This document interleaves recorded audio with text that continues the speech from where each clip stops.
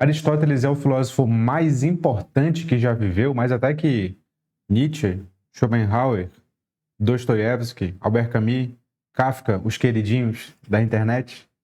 É o que diz uma reportagem da BBC Brasil, que eu quero ler aqui junto com vocês para analisar se ela faz sentido ou não faz. Meu nome é Vitor Lima, eu sou seu professor de filosofia de hoje e de sempre, e isto não é filosofia.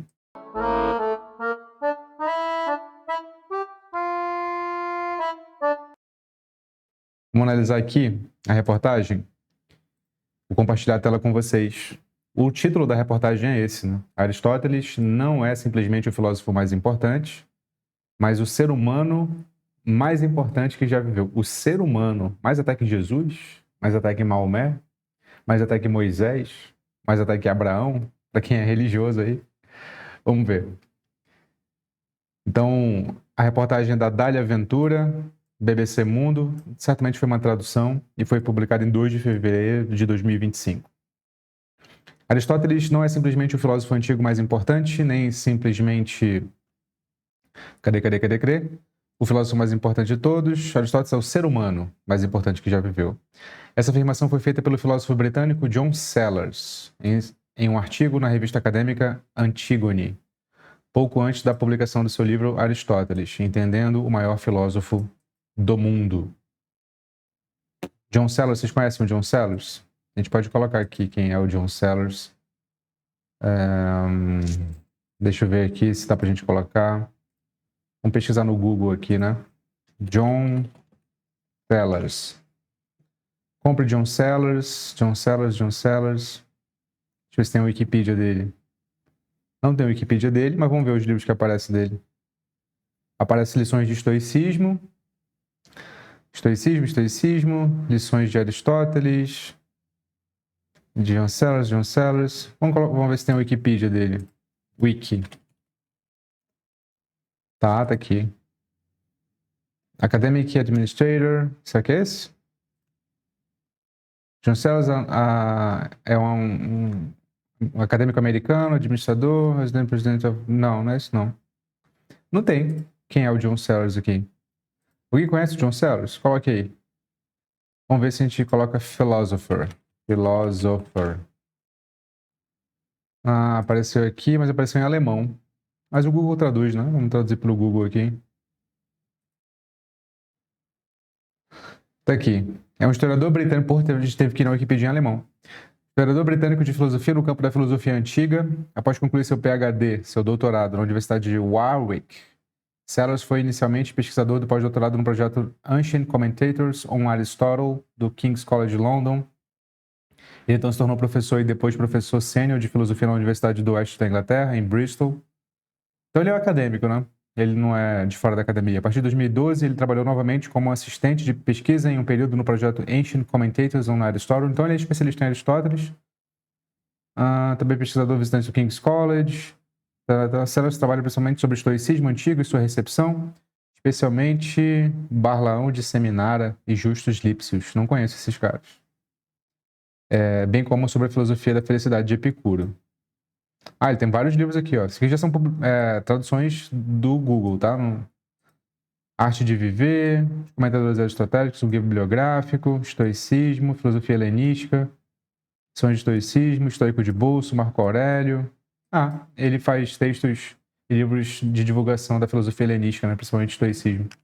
Mas ele é um especialista em Aristóteles. Bom, então não é qualquer um. Beleza, então ele publicou esse livro, Aristóteles, Entendendo o Maior Filósofo do Mundo. O título do livro reflete a motivação de Sellars para escrever o livro, sua experiência como estudante de filosofia mergulhando fundo na obra do pensador grego.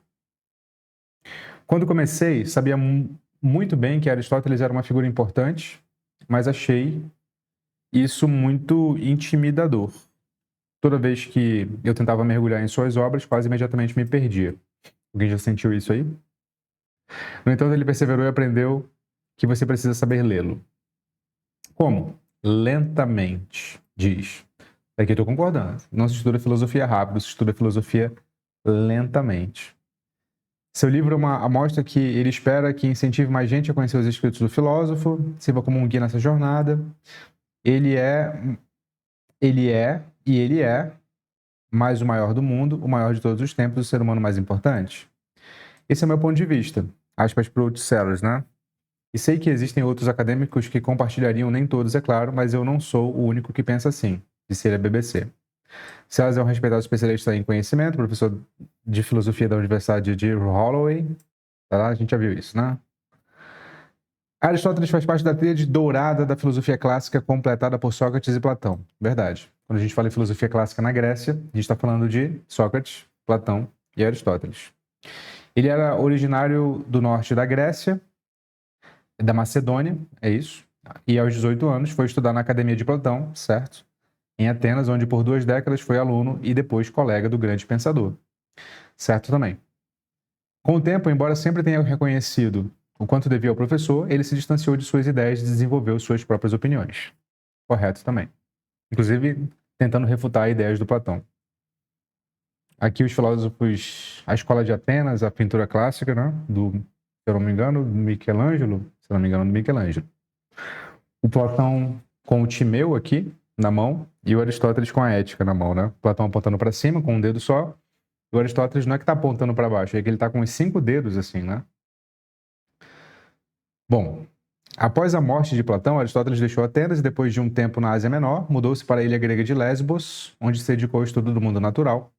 Anos depois, o rei Filipe da Macedônia o convidou de volta ao norte da Grécia para ensinar seu filho Alexandre, que mais tarde se tornaria conhecido como Alexandre o Grande. Verdade, o Aristóteles foi professor do Alexandre o Grande. Quando Filipe foi assassinado, enquanto Alexandre estava em sua grande campanha no Oriente Médio e na Índia, Aristóteles temeu por sua segurança e retornou a Atenas, onde fundou sua própria escola, o Liceu, aos 50 anos. A escola do Aristóteles se chamava Liceu, exatamente.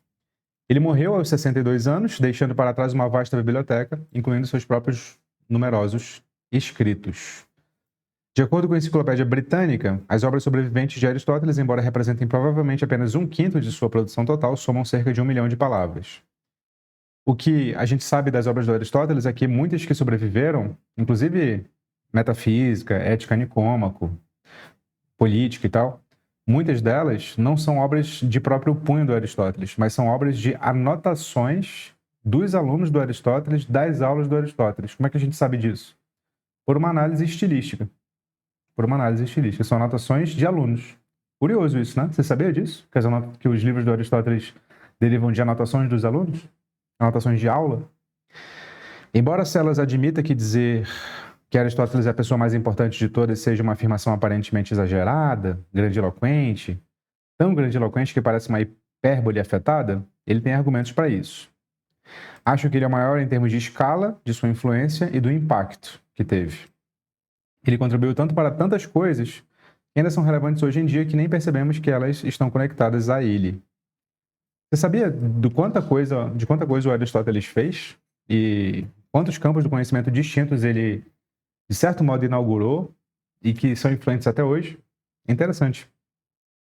Aristóteles não era apenas o protótipo de um filósofo sentado em uma academia ou palácio na Grécia Antiga, meditando com um olhar perdido à distância. Como seu objeto de estudo era o mundo ao seu redor, ele também costumava fazer trabalho de campo, de Sellers. Isso deve ser uma pintura medieval, né, retratando Aristóteles.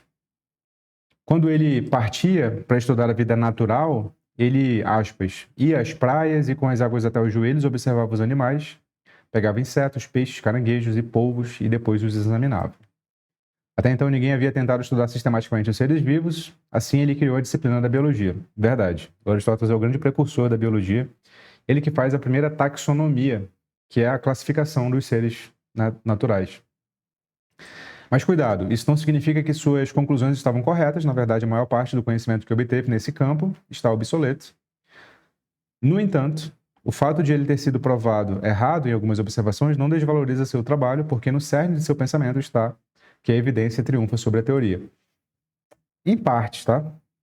Em grande medida, o Aristóteles partia de um princípio metafísico para estudar o mundo natural, que é o princípio da teleologia, telos, que dá origem à palavra teleologia, não é theos. Theos é Deus. Telos é objetivo, finalidade e propósito. O Aristóteles sempre partia desse princípio para analisar a natureza. Ou seja, a natureza tem uma finalidade, um propósito. As coisas, portanto, são entendidas a partir do seu propósito. Isso ficou em biologia de modo tal que até hoje nós entendemos, por exemplo, os organismos de acordo com o propósito que eles estabelecem, que eles desempenham, não de modo absoluto, mas num determinado sistema. Por exemplo, o aparelho excretor, o aparelho digestivo, o aparelho circulatório, o sistema nervoso, eles são entendidos primordialmente de acordo com a função, o propósito, a finalidade que eles desempenham num sistema, por exemplo. Isso é um princípio aristotélico. O Aristóteles, a diferença entre o Aristóteles e a biologia ainda hoje, é que o Aristóteles partia da premissa de que a teleologia era o princípio da realidade como um todo. Ao passo que hoje, talvez, a funcionalidade, a finalidade seja restrita a um sistema em biologia. Toda teoria está aberta à refutação por meio de observações subsequentes, disse Aristóteles mais de uma vez. Enfatiza Celos. Quase. Ele não abria mão de princípios metafísicos também não, tipo esse da teleologia. O que também é excepcional, aliás, ele não abrir mão de princípios metafísicos como o da teleologia, é um dos principais motivos do porquê, quando a modernidade vem, com Francis Bacon, por exemplo, o Bacon, quando vai publicar o seu Novum Organum, ele nomeia o Aristóteles como seu principal inimigo. Né? O Organum do Aristóteles, que é a reunião das obras lógicas do Aristóteles, tinha influenciado o mundo antigo e o mundo medieval até então, de modo a influenciar as investigações a serem menos empíricas e mais dedutivas, e mais partindo de princípios para a realidade do que da realidade para os princípios. Então, em parte. O que também é excepcional é a maneira pela qual ele buscou o conhecimento que lançou as bases da ciência empírica. Isso é verdade, ele lançou as bases da ciência empírica, mas não leiamos o Aristóteles como sendo um moderno perdido na antiguidade. Né? Isso é exagero. Refletindo sobre a natureza da ciência, ele criou um método para o pensamento científico que foi outro avanço muito importante. Enquanto estava tentando entender os seres vivos funcionavam, como os seres vivos funcionavam, ele desenvolveu uma abordagem que depois aplicou a outros campos. Outras águas. Por exemplo, Aristóteles adotou sua metodologia de conhecimento em seus estudos de política, que ele também aplicava o princípio metafísico da teleologia para entender. Para entender e escrever sobre isso, precisava de amostras. Então, ele coletou cópias de todas as constituições que regiam as diferentes cidades do antigo mundo mediterrâneo, disse elas a verdade. O livro Política do Aristóteles é, em grande medida, uma análise de diferentes constituições, e, portanto, ele teve que estudar empiricamente. Isso permitiu que ele comparasse e analisasse as diferentes cidades e comunidades, assim como os animais, os diferentes tipos de governos poderiam ser classificados, monarquias, oligarquias e democracias. Não era exatamente isso, não. Era mais aristocracia, monarquia e politeia. A oligarquia seria uma deturpação da aristocracia e a democracia seria uma deturpação da politeia. E, com base em informações históricas, ter uma ideia de quais floresceram. Foi uma abordagem bem científica que marcou o início das ciências sociais. A política pode ser um assunto acalorado e as pessoas têm opiniões fortes. A ideia de tentar dar um passo atrás e adotar essa abordagem mais científica, coletando informações antes de fazer um julgamento, é uma forma muito madura de se pensar sobre política que ainda não aprendemos totalmente. Exagerado. Exagerado. A forma de estudar sobre política hoje é mais científica que filosófica, no sentido de coletar coisas empíricas. Quando a gente vai para o debate público normal, aí claro que não, né? Aí se a gente for para a academia, se faz melhor que o Aristóteles fazia, inclusive. Ele fez a mesma coisa quando explorou literatura em sua obra poética. Então, o Aristóteles influenciou na política, influenciou na biologia e influenciou na poética, que hoje a gente chamaria de literatura, mas o nome ainda não havia sido inventado. Ele estudou, propriamente falando, o drama grego, né, as peças de teatro gregas. Para entender o drama grego de uma forma muito científica, ele o desmontou e pensou em todos os diferentes elementos que contribuem para o seu sucesso. Celos explica. Em parte, está exagerando. O Aristóteles não teve uma grande amostragem de peças para formular a teoria dele da tragédia, não. Assim, ele é bem tendencioso, na verdade, inclusive na descrição sobre o que é uma tragédia e o que não é. Quando a gente vai analisar os diferentes tipos de tragédia, elas não se encaixam exatamente na teoria aristotélica, não. O Aristóteles tem uma teoria sobre o que é tragédia, mas ela não é tão empírica quanto a gente gostaria. Entende? Ela é empírica, ela parte de peças realmente escritas. O Édipo Rei é a peça paradigmática que o Aristóteles analisa, por exemplo, para analisar o que é catarse e tal. Outro dia me corrigiram dizendo que na verdade não é catarse com Z, é catarse com S. E eu, sinceramente falando, tô um pouco me lixando porque eu acho a sonoridade do Z nessa frase muito melhor. E ela pode até ser errada, mas eu vou continuar falando errado, porque para mim soa melhor. E eu tô aqui para preferir a estética à regra gramatical arbitrária. Ele analisou o enredo, os personagens, a encenação, tudo que é importante. E embora pareça muito óbvio agora, ele ressaltou que você precisa de um começo que dê ao público uma ideia de qual é a situação, depois a ação principal e finalmente uma resolução que não deixe pontas soltas para que seja satisfatória para o público e eles possam sair com uma sensação de satisfação.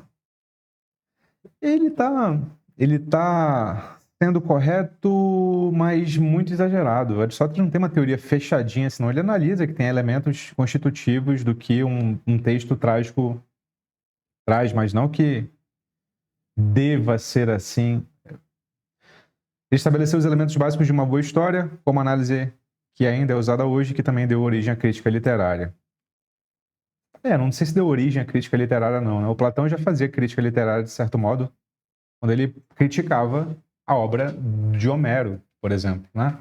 Então acho que também é um exagero essa afirmação aqui. Mas vamos lá. Como se isso não bastasse, assim, em resumo celas, Aristóteles foi a primeira pessoa a estudar sistematicamente a política e a pensar a literatura e a ciência dessa maneira. Ele inventou a lógica formal, o que é uma grande conquista por si só. Ele não inventou a lógica formal, né? Não é que ninguém pensava logicamente antes do Aristóteles. Porra, Sócrates e Platão são predecessores de Aristóteles. Né? Dizer que ele inventou a lógica formal é um exagero. O que ele fez foi sistematizar o que se sabia sobre lógica formal. É muito diferente dessa palavra aqui, tá?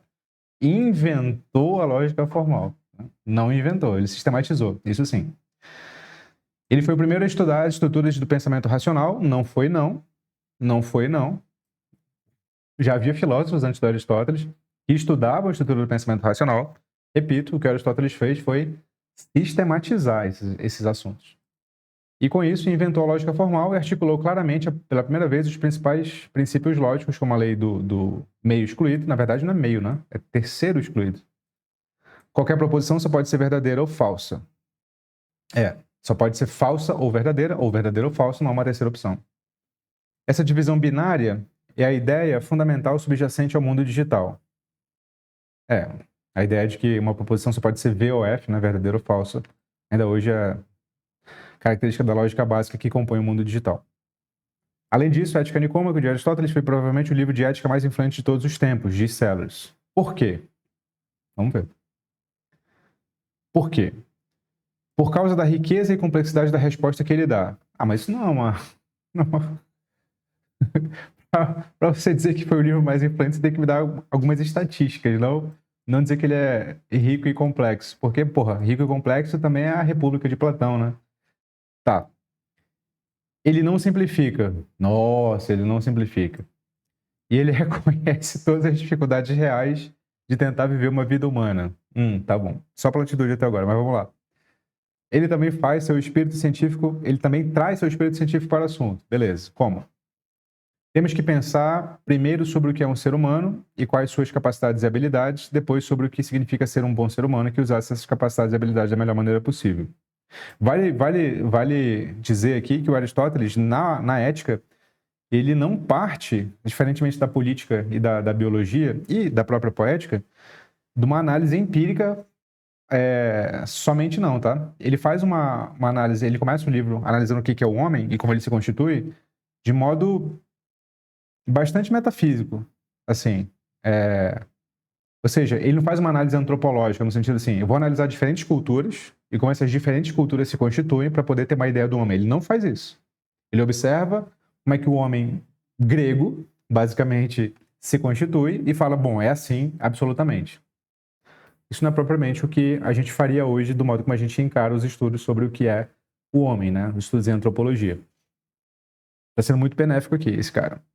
Aristóteles acreditava que, além de crescer, se mover e se reproduzir, como outros seres vivos, nossa capacidade distinta é raciocinar. A grande maioria dos seres humanos adultos são pensantes, potencialmente. Tudo bem.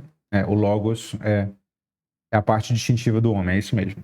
Para citar um exemplo que ele gostou, os olhos servem para ver, essa função é deles. Se alguém tem olhos, mas nunca os abre, eles não seriam olhos no sentido mais pleno. Ilustra Sellers. Na mesma linha, somos seres verdadeiramente pensantes quando realmente pensamos. Ao fazer isso, estamos de fato sermos humanos, o que é um bom ser humano, então.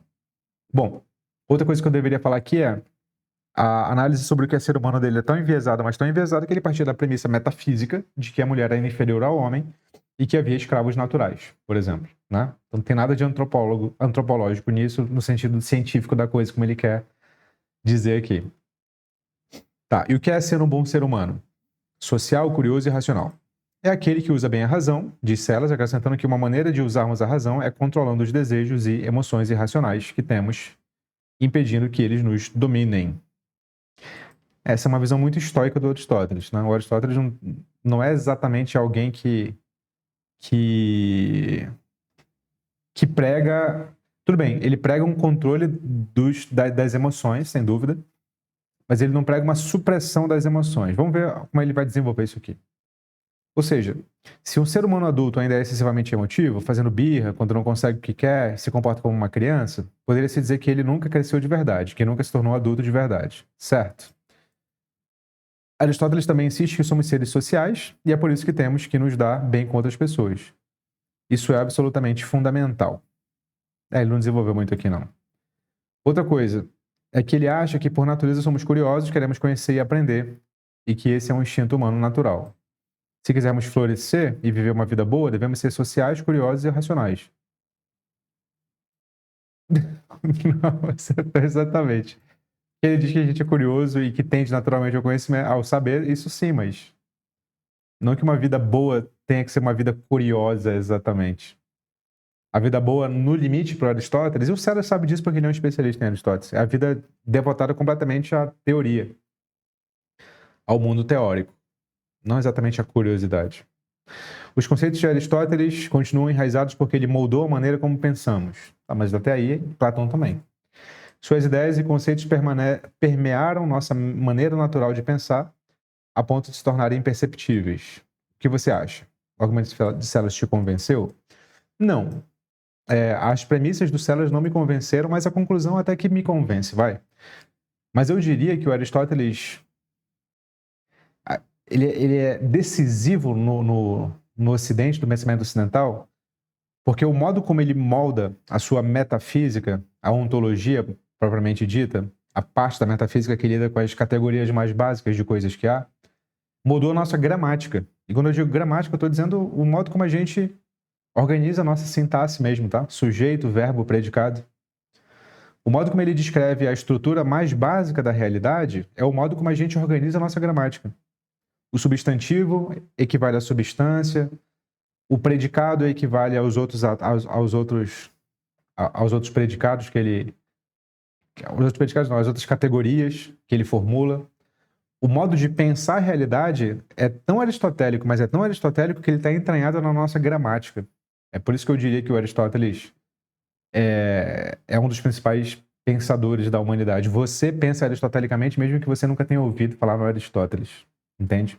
Mas eu não sei se ele é um principal ser humano que já existiu, que eu teria que fazer ele competir com Platão e com Sócrates, né? Sem os quais ele não teria existido.